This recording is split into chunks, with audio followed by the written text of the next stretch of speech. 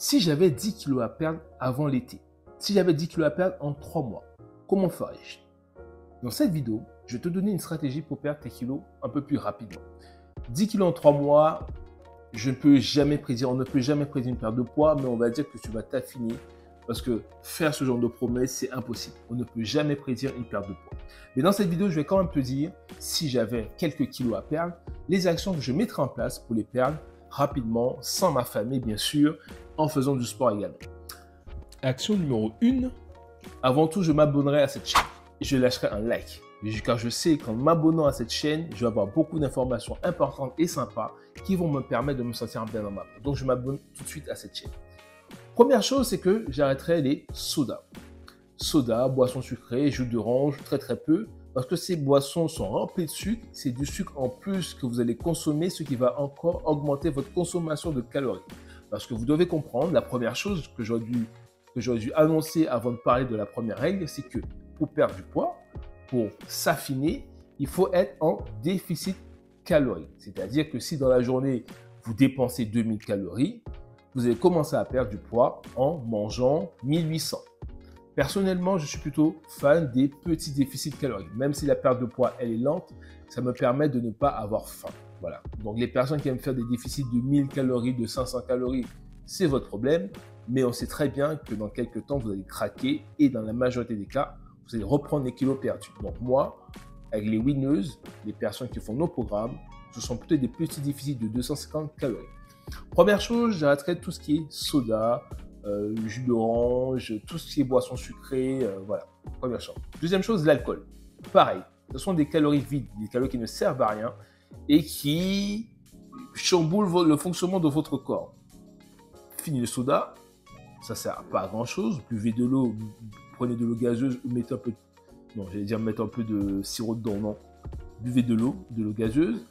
L'alcool, je diminue au maximum. Personnellement, j'en bois pas, ça ne sert pas à grand chose. Les aliments transformés, troisième étape, fini les aliments transformés, tout ce qui est gâteau, biscuits. Vous allez me dire, oui, mais on s'amuse, ce ne sont pas des vrais aliments, ça. Faites-vous un pain avec un morceau de chocolat, c'est beaucoup plus fun.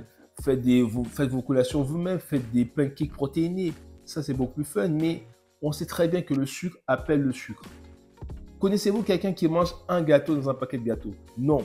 Vous allez en prendre un, après vous aurez envie d'en manger beaucoup plus. Les chips, c'est pareil, les aliments gras, pareil. Donc, tout ce qui est aliments transformés, chips, gâteaux, soda, quoi d'autre encore? Alcool, on arrête. Autre chose, je ferai attention à mon sommeil. Le manque de sommeil vous fait prendre du poids. Pourquoi? Parce que quand vous manquez de sommeil, vous avez souvent tendance à vouloir envie de grignoter. Et le fait de grignoter, évidemment, ça rajoute des calories en plus, ce qui va vous empêcher d'être en déficit calorique. Donc, l'un des moyens d'éviter le grignotage, parce que vous allez vous rendre compte que lorsque vous êtes fatigué, vous avez souvent tendance à grignoter, c'est que je vais faire attention à mon sommeil. Donc, du coup, comment faire?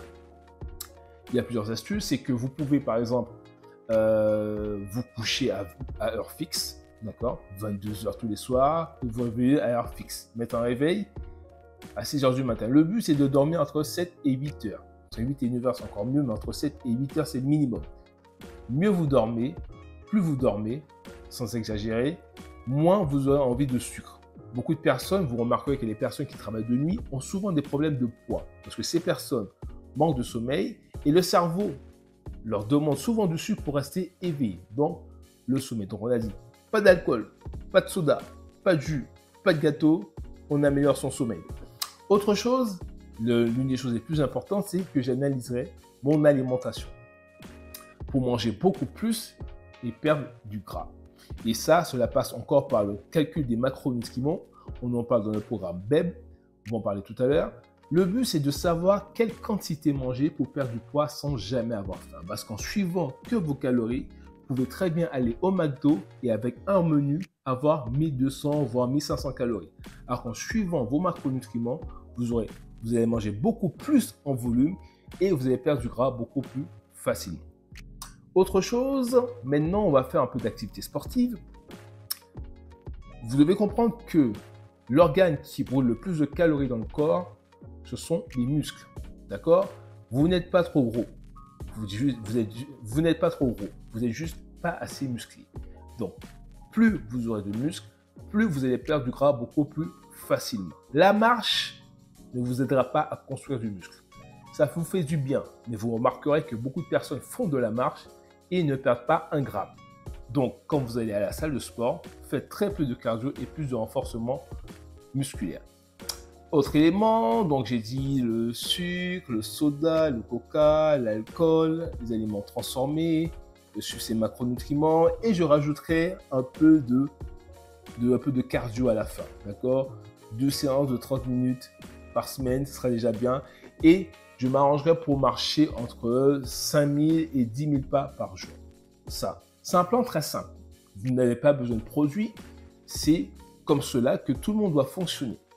On vous fait croire que la vie, c'est profiter, boire de l'alcool, manger tout et n'importe quoi, ne dormir pas d'heure, rester sur les réseaux sociaux.